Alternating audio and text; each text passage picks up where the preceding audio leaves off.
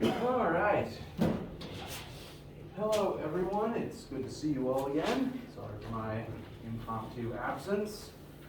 There's been a couple of things that you guys have hopefully been working on while I was a little incapacitated, and we will talk about and address all those things, address what is due when, what you should have seen by now, and make sure I'm not just going to skim past everything from that I sent you guys. We are going to look over things, address everything before we move on. And in a second, once I'm done erasing all of this scary stuff that you're never going to have to do, unless you want to, feel free. We will open the floor up to questions from you guys. To start with, though, how y'all doing? Good. Good. Nodding. Let's see.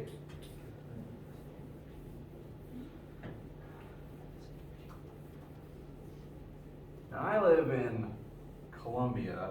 How much snow actually fell around here? So much. So much? That was crazy. Nice. When I was, the 4 years I was a student at PC, it snowed, I guess it's technically snowed 3 times, but junior year it was just like flurrying for 30 minutes. Freshman year and senior year, the town froze over completely. So the pattern's about once every 4 years. Senior year though, the school closed down everything, but then opened the football field because of the hills there and said, bring sleds, we have hot chocolate. It was a simpler time. But I hope you all had a nice enough time with the snow while it lasted. You can still see some of it along the interstate in the shady patches. And I'm from the south, so I just get weirdly nostalgic and enjoy myself whenever snow happens. I don't see it much. All right. So, questions from you guys before we get the ball rolling today.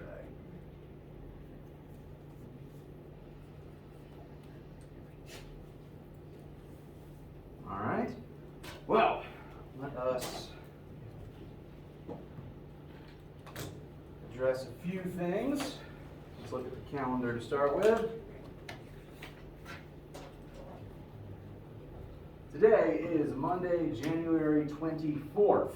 As a reminder, no assignment has been due yet. There's nothing that you have needed to have turned into me by right now. Now, what I have gone ahead and assigned, because I have assigned a few things now, is last week, since we didn't have an in-person lab for a combination of reasons, I sent out the first lab for you to do, which this class's tradition is always for the first lab to be math practice. And so that was the lab assignment that you were given to be done remotely. That is currently slated to be due tonight by midnight. It's not due right this moment, but it is due by the end of the day. I like to make things due at midnight so that you have time to ask me about it after we meet for lecture. So that is currently due tonight at midnight. Normally when we meet in person for labs, like we planned this for us to do so this week, so small announcement, normal labs this week unless I say otherwise.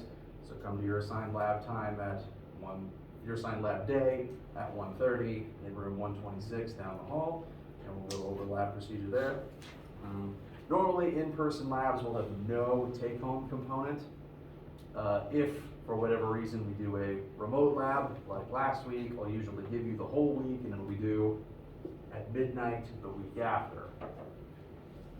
So that first lab, and as a reminder, if you haven't finished it yet, please work on it in groups. You're allowed to turn it in as a group because, actually, you're allowed to work on it in groups. This is the one lab where everyone does have to turn in their own copy.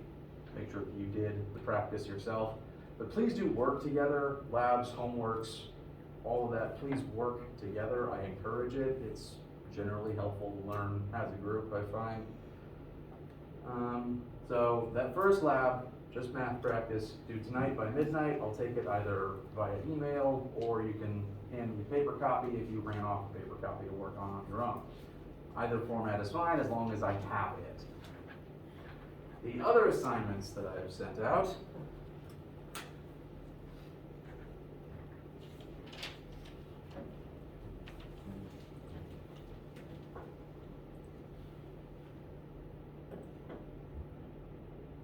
Pardon me, don't read those.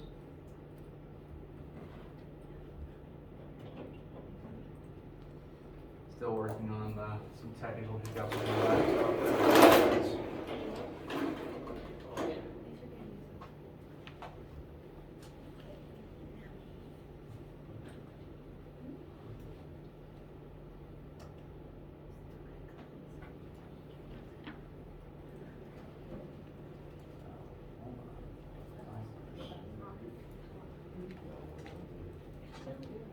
There. This is our class's Achieve page. As a reminder, this is where all of our homeworks and quizzes will be. And there are currently 3 assignments that are live posted here for you to be working on. As mentioned in my email last week, the 3 assignments are 1, more math practice, which is due this Friday. It's not due yet, it's due this Friday. And then the Chapter 1 homework and quiz, which are currently due next Monday at midnight, 1 week from today, but at midnight. So between these 3 things and that first lab, those are the 4 assignments that are assigned to you thus far. Lab is due today, and then the math review homework is the next thing to work on. I generally like to space things out because we were gone last week. I don't want to make anything else due today besides the lab. In general, we're going to shift towards about 1 homework and 1 quiz every week from here on out. That's the goal at least. And as another reminder, I will push things back if we're going slower than I expect, but I will never move up a due date. If these are the dates I give you, I will never make them due sooner than this, just as a personal policy. Everything's moving ahead to have everything covered by those points. You should have seen everything in Chapter 1 by now with between the notes and the video lecture I sent out, but we'll take some time to make sure that I talk about all of those in person with you first before I make anything due. And I'm just kind of rambling at this point because I haven't spoken to anyone but my wife in a week. How are you guys?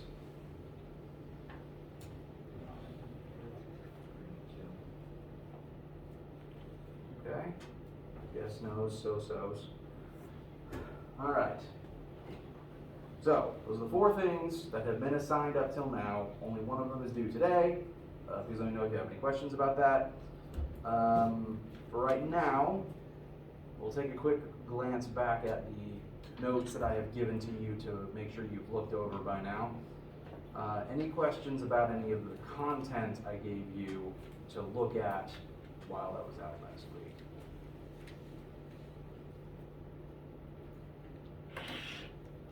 All right. All of these notes that I have given you and that I will continue to show you are currently on Brightspace. The 3, actually, have I even shown you? No, the 2 sets of notes I think that I, bless you, given out so far. 1, there is 1 slideshow that is simply dedicated to algebra review, and it'll be up on Brightspace for you to refer back to as the semester goes on. It's just slides talking about the basic algebra techniques that we'll be using this semester. We'll only be using algebra, nothing calculus focused, no derivations, no integrals. But the reason I'm leaving this up on Brightspace for your reference is, well, sometimes even algebra by itself can be tricky, and it's worth having the reference material. All of our math questions will be algebra based, and don't review your basics, sometimes you'll make a few mistakes, which is okay, but we're going to be constantly doing algebra problems, constantly referring back to all of these individual things. As a reminder, algebra follows the order of operations, which tends to get acronymated, that's not a word, to PEMDAS. This is the order in which to proceed with math, and it's also the order with which to dismantle algebra when you're sending things from one side to the other. There were some practice problems in these slides for you to work on, And I do recommend looking through these, making sure you are able to look at these examples and understand how the answers were derived. We'll be using these techniques constantly. I'll constantly be working out examples using this stuff with you guys. Just the math review homework in the math review lab is all of this still. So if you're having trouble with that, refer back to these, talk to me about it. I'll gladly help you through it. We'll be doing examples constantly. Additionally, we have the chapter 1 notes. And when's the last place I talked to you in person about these? In person, we last left off talking about the metric system, which everyone seems pretty familiar with. I'm not expecting much difficulty there, but if conversions trip anyone up, please let me know. The primary metric prefixes we will be focusing on are kilo through milli. The rest are good to know, but you don't have to have them memorized. Couple example problems there. And more unit conversions. I do want to briefly show you in person how I tend to write my conversions, because I don't think I've done one that wasn't simply a metric prefix yet. I just wanted to show you the way in which I write them so that I can make sure it makes sense to you guys. Everyone has their own different tactic for covering conversions, and all of your various different methods are fine. Just want to show you mine so that it makes sense when you see it on notes. Let's just start right here. How many seconds are in 1 day? So our first unit we are given is 1 day, and we want to convert that into seconds. My method has been called the railroad method because it kind of looks like a railroad track. At least tangentially it looks like a railroad track. We start with 1 day. We want to end up with some number of seconds. So my goal is to cross out days and replace it with seconds. And we have to do a couple operations to get there. If we want to get rid of days, we need to convert it into something else. And I know from personal experience, 1 day is equal to 24 hours. So this is our conversion statement. There's 8 million of these across every unit humans have ever invented. And since these two things are equal to one another, the way that I convert is I'm going to turn this into a fraction. 1 equals 24 hours divided by 1 days. I just divided both sides by 1 day. That left me with unitless 1 on one side and 24 over 1 on the other. This fraction, 24 hours divided by 1 days, is equal to 1. And so whenever you multiply anything by 1, you don't really change its value at all. Which means I can multiply anything by 24 hours over 1 days, and I haven't changed its value. I've just changed its units. So I then take this fraction, drag it over here, multiply 1 day by 24 hours over 1 day. I'm just multiplying by 1. I haven't changed the number of days present. But the way that I've drawn this, I can cross out the number of days, and now 1 times 24 divided by 1 is the number of hours in 1 day. But so far this is all still 24. We already knew that information. But we can continue this railroad track approach. 1 hour is equal to 60 minutes. Orient it like this, such that hours cancels out. And now we have 1 times 24 times 60 minutes in 1 day. And lastly, 1 minute is 60 seconds. And then we can cancel out minutes, and that leaves us with some number of seconds. So this is just how I do it. Your own, whatever methods you use are fine. Just want to make sure to explain this before I start doing it without having done so. How does this method feel? Is there a name for it, like a ladder method or something? You could possibly describe it as ladder. I learned it as the railroad method. Exactly what it's called isn't super important.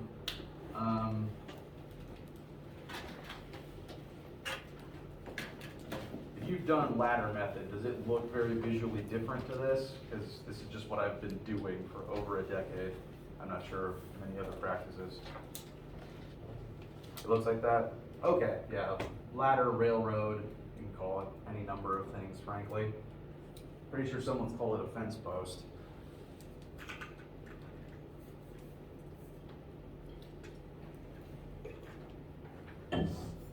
Anyway, once you cancel out all the units you don't want, and you're left with the one unit, or sometimes the two units that you do want, all you want to do is multiply and divide by everything here. So 1 times 24 times 60 times 60, divided by 1, divided by 1, divided by 1. So everything on the bottom doesn't really matter in this case.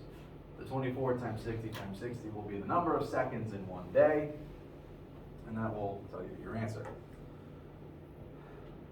I also want to touch briefly on the other example listed here, just as review from the slideshow. This is review from the video notes I sent out, but I am aware that those at times were very hard to read, so I do want to reiterate a little bit.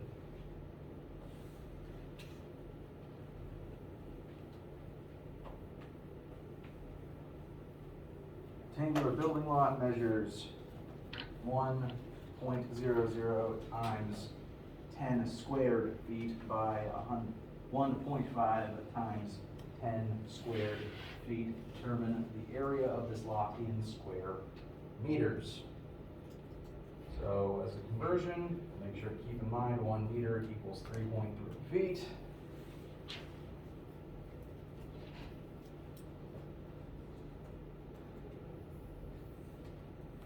We have a rectangular building lot, and our two sides, to convert them out of scientific notation, are 100 feet by 150 feet,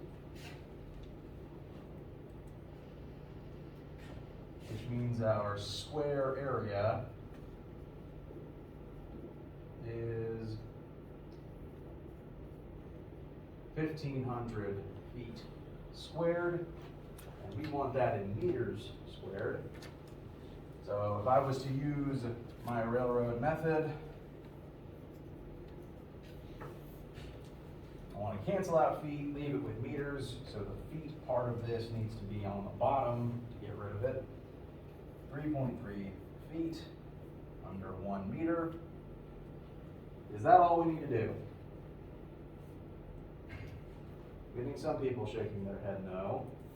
There is one more catch to this one specifically, because area, the area of this building lot, it's two-dimensional. So its unit isn't just feet, it's feet squared. It's feet times feet. To get the square area, we had to multiply two different measures of feet by each other. So the unit of area originally was feet squared. And dividing feet squared by feet doesn't just cancel out the feet and leave a square behind. Dividing feet squared by feet only gets rid of the square. So if this was all you did, if you just took 15,000 and divided it by 3.3, your answers would be in units of feet meters. Just feet times meters, because one of our feet is still left behind and we've only introduced 1 meter unit to replace it. So feet meter isn't really a standard accepted unit, so we have to do this step one more time, because there is still a feet unit that needs to be canceled out. So, do this twice.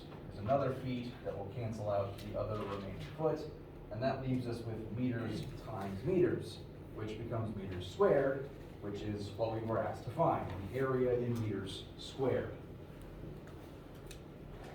So, this will happen periodically in conversions, where one of the units happens to be squared and you have to perform a specific step twice. One of the most common units that we will be operating in, the unit of acceleration, meters per second squared, has a squared in it. So if you have to convert that seconds into minutes or hours for any reason, you would have to go through a similar process. So it is worth keeping in mind. Questions?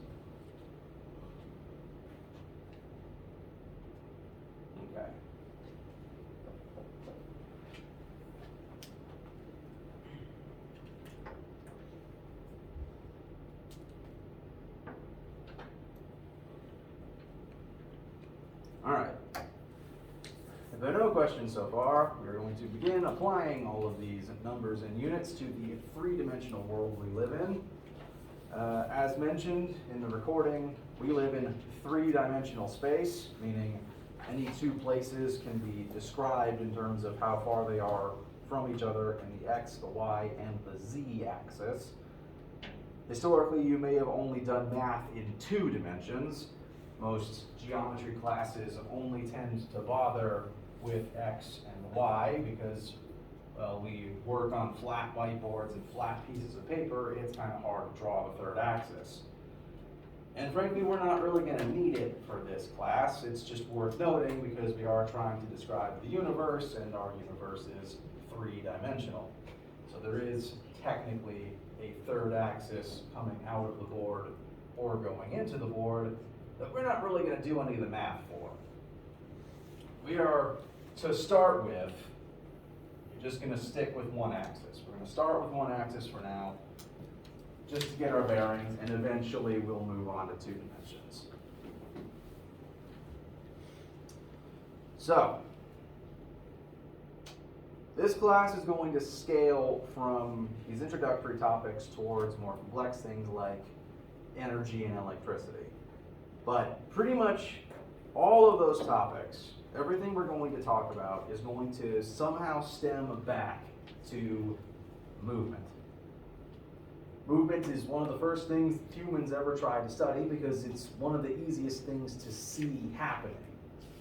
You can observe the universe as it's sitting still, but things tend to get your attention when they start darting around for whatever reason.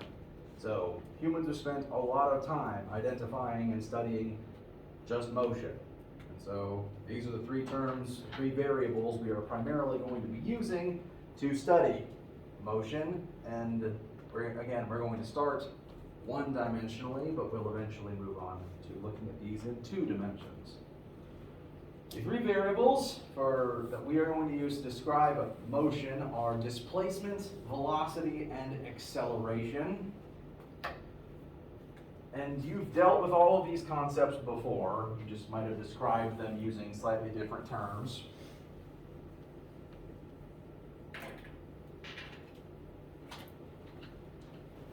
Displacement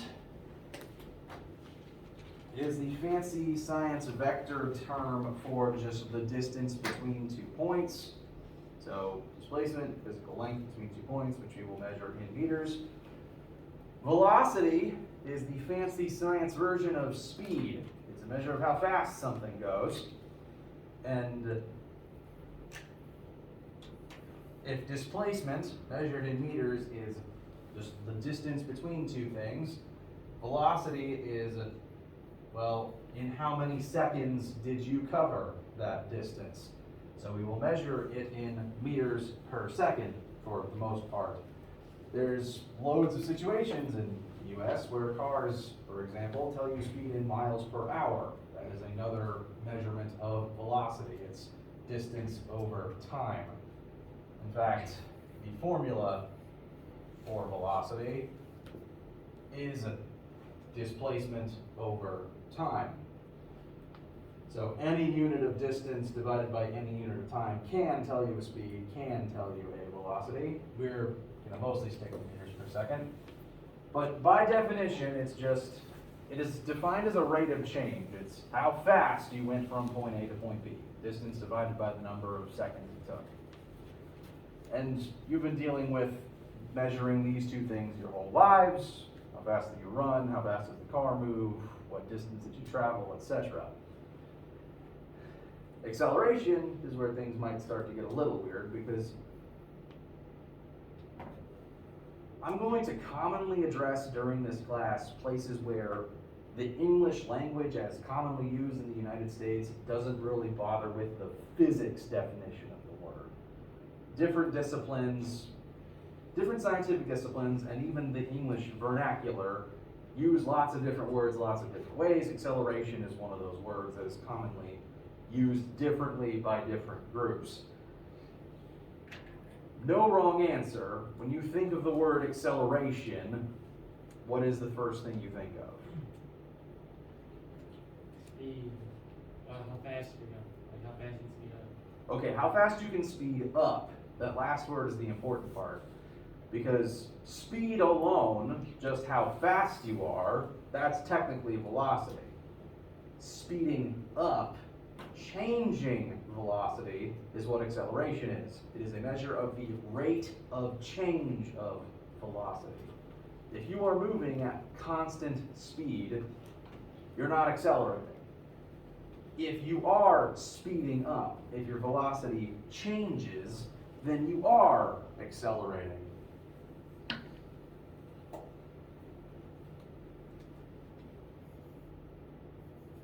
So, to put things in order, we can describe displacement as the change in location. It's how many, if we just stick with meters for right now, it's how many meters away from where you started did you stop. Velocity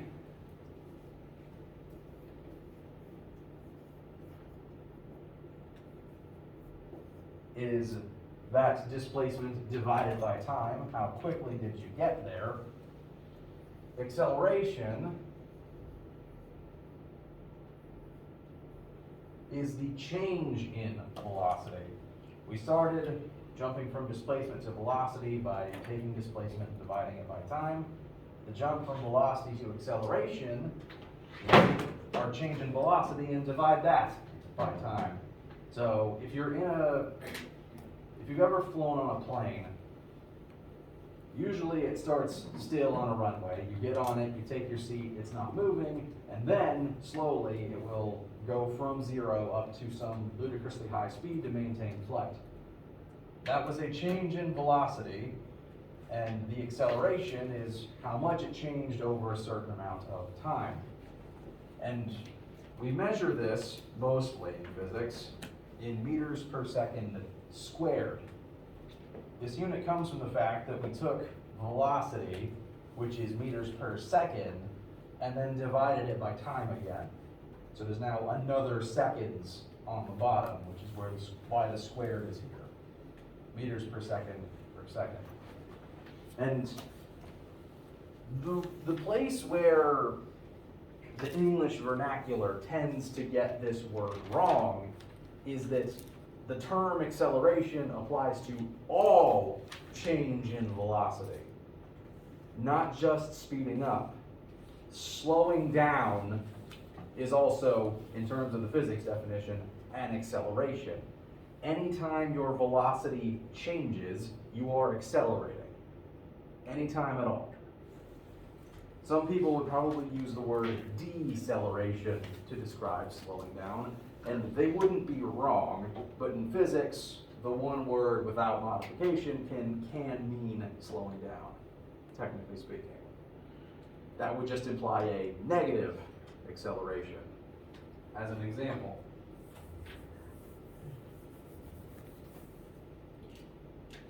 using the formula on the board, acceleration is change in velocity over time. Car commercials tend to talk about 0 to 60 in 3.5 seconds or something like that. Let's say a new car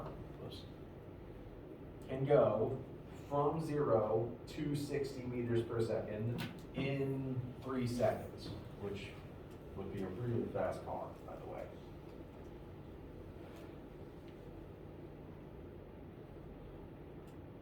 Is anyone looking at this triangle and raising their eyebrow? You're loud, I'm just curious. Okay. Minor review. In terms of math, this is the symbol delta, the Greek letter delta, which is just a triangle. And in math, that means change in. So delta anything is change in something. And if something is changing, we are going to represent that mathematically with the final version of that number minus the initial version of that number.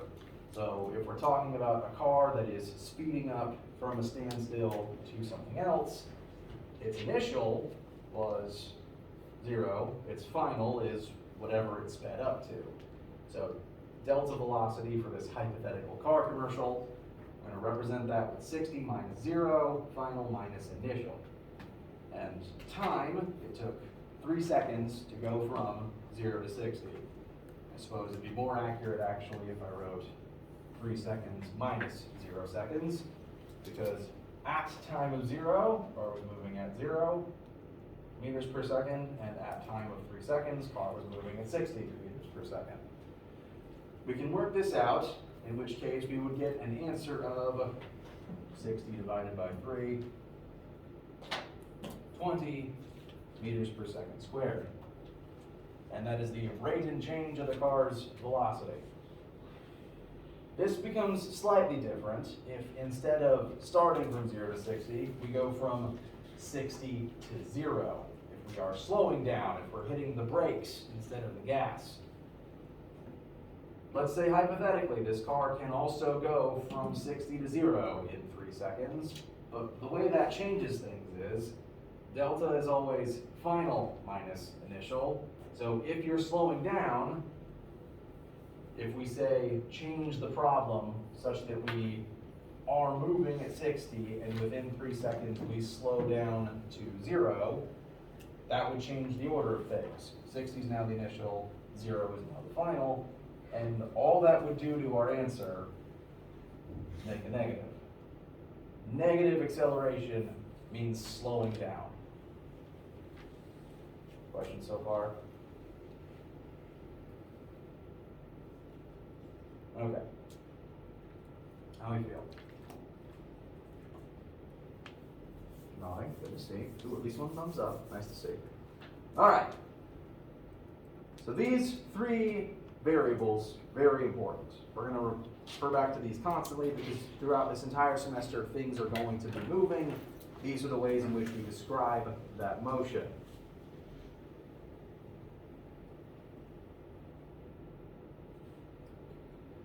Basically just did that example.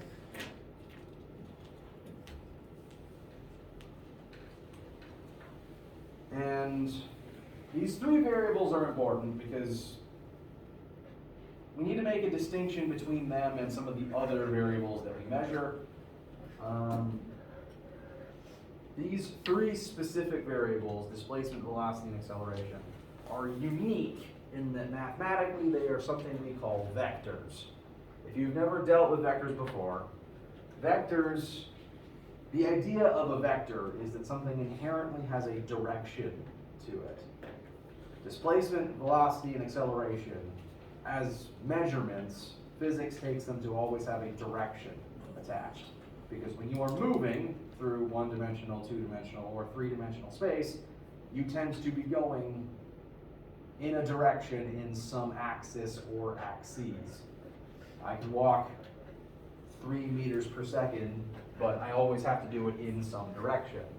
So by definition of velocity, we count it mathematically as a vector because it has to have a direction attached.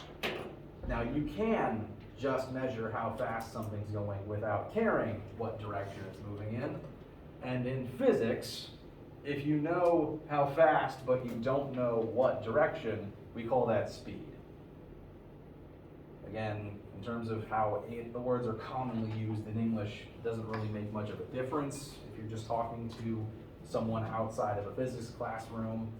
But within this classroom, speed is just miles per hour. Velocity is miles per hour north, miles per hour south. We are going to constantly be referring to whether something is a vector or if it isn't a vector. And if it's a vector, if there's a direction that we know and can write down, it's very important that we write it down. Because we want to be as accurate as possible, and sometimes you have to be specific about the direction because, especially in the case of 2-dimensional problems, the 2 different directions don't always affect each other, so you need to keep them distinct. If I ask you how fast does something run sideways, that has no effect on how fast it runs vertically. So you have to keep the 2 distinct when we start talking about multiple axes. That's why vectors matter. If something has a direction attached, we're usually going to draw it with an arrow, and I will make sure to label it as a vector, and it will come with a direction. If something doesn't have a direction attached, possibly because it can't have a direction attached, we call that a scalar. And these are things that either you didn't bother writing down the direction, or it just can't have one. For example, wow, the most important one I didn't even write down, time is a scalar, because you can't have 3 seconds north. It's just 3 seconds. Same with temperature, 10 degrees Celsius north doesn't really happen. You can't measure the direction of temperature. Mass, etc., etc. None of those things have directions attached. We call them scalars. Every time we bring up a new unit, we'll introduce all of these things slowly as the semester goes on. I will make sure to tell you if it's a vector or not. It'll be in the notes. This is a vector. I'll try to make it as clear as possible. Within our formulas, I also will do my best to visually indicate that something is a vector by putting this little arrow above it. It's kind of like an arrow with 1/2 of the arrowhead ripped off. And it could also just be a weirdly rotated check mark, I suppose. This is the symbol I most commonly use to indicate that a variable is a vector. Yeah, it kind of looks like an arrow, so it kind of represents the vector arrow itself. If something doesn't have one of these, then it's not a vector. Again, notice I didn't put it on all of the times that are with it. Within our formula sheets, I'm going to try to make sure everything that is a vector has one of these. And if it doesn't have one of these, it's not a vector. Cool. All right. So, as new units come out, I will make sure to address if they are vectors or not. And we're running a little low on time. So we'll end today by taking a quick look at, again, these very important formulas from the video lecture, because as displacement, velocity, and acceleration are the first most important units we're going to work with, it is important to look at all of the individual formulas that create and use all of those principles. We're going to start next time looking at specific cases of motion in 1 and 2 dimensions. And these are the formulas that we are going to constantly refer back to all semester to describe that motion. This department, this physics department, which again I was a student in starting in 2010, has viewed these formulas as so incredibly important and always lumped together as 4 that this department has called them the Fantastic Four equations for longer than I've been involved with this school.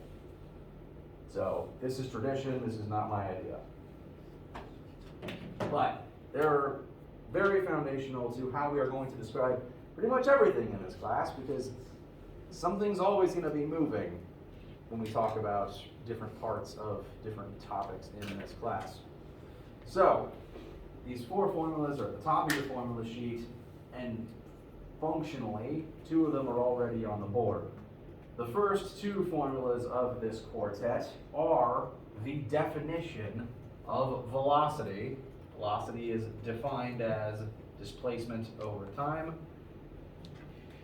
Minor apology in that multiple sources will use either d for displacement, but sometimes if an axis is specified, it might use x or y instead.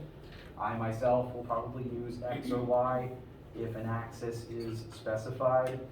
So looking at the way this is currently written, this might be describing something's velocity specifically in the x-axis. How far it moved along the x-axis. Start at the origin, end at x equals 5. The displacement would be x equals 5 meters. It's a minor incongruity that is different sources, depending on if you're reading different books or where a question might have come from, are going to use slightly different notations there. I'll try to address it as it comes up, and I apologize for the inconsistency. Another small inconsistency is I like to draw my vector hats like this, but every other source in the universe also likes to draw their vector notation some other way. So currently in these notes, this little underline here is how they represent vector direction instead of my little weird arrow hat. So some line above or beneath represents a vector direction. A third relatively common way, just to go ahead and show it to you, is a hat pointed upwards. So this is commonly used to indicate specific direction as well. I use this one less frequently in this class, but you might see it in some supplementary materials. So 3 different ways something could be listed as a vector. I like this one, but our textbook likes the other one. And so out of habit, I might switch back and forth between the two.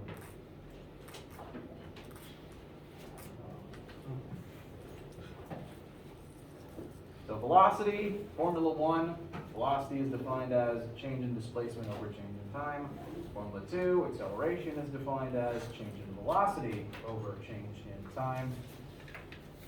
If I haven't mentioned it yet, or if you haven't heard me mention it yet in any format, this little triple equals sign, mathematically it just means an equals. You don't have to do anything different with it. It's just an equal sign. But if I was to do the whole physics uses math as a language thing and translate this formula as a statement, then the triple equal sign means defined as. It's actually more powerful than just happens to be equal to. Its acceleration is literally defined in all the textbooks as change in velocity over change in time. Velocity is defined as change in location over change in time. So that is what the triple equals sign means, and it will show up periodically as formulas are added. You don't have to do anything different with it. It's technically just a stronger equal sign. It's nothing to worry about. To briefly look at these last 2 of the 4 real quick before we break for today. Formula 3 is very commonly going to be used to keep track of an object that is moving and accelerating at the same time. So your change in location is equal to your initial velocity times time. This little 0 subscript specifically refers to initial velocity. You can think of it as velocity at time of 0, velocity at the start of your experiment. I might also, at times, out of habit, write VI instead of V0, in which the reason my brain does this is my brain uses the word initial to describe that. So V with a subscript I or V with a subscript 0 refers to initial velocity at the start of your experiment, at the start of whatever trial you're looking at. Change in location equals initial velocity times time plus 1/2 times acceleration times time squared. This formula is really useful in that you can keep track of an object's position at any point in time based on its initial conditions. How fast was it moving, and how fast is it accelerating during that process? This is frequently going to be used in the case of objects falling, because falling is by definition an acceleration. We'll talk more about that on Wednesday. The last of the quartet, which will probably be used the least, but when you need it, you need it. So it's on here for a reason. Subscript F, this is an F. I realize the little middle line might be a little hard to see from the back. VF refers to final velocity, which would be at the end of your trial, the end of your experiment. Final velocity squared equals initial velocity squared plus 2 times A times, that should be delta D, I apologize. This formula is kind of weird in that it's the only one without time in it.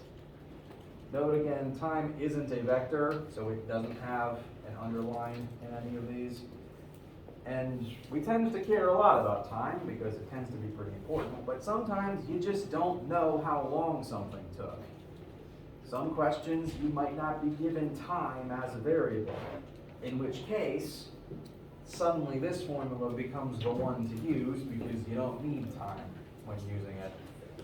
All of our formulas for this class I'm going to treat like tools that you will use to solve puzzles. These are our first 4 tools. We'll start using them more for certain examples on Wednesday. Any questions for right now? All right, I appreciate you guys bearing with me for this additional review day.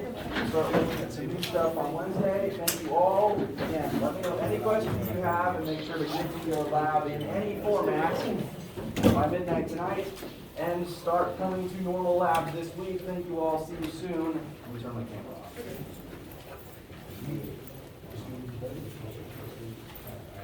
Sorry? The notes of the video. The video will be on YouTube.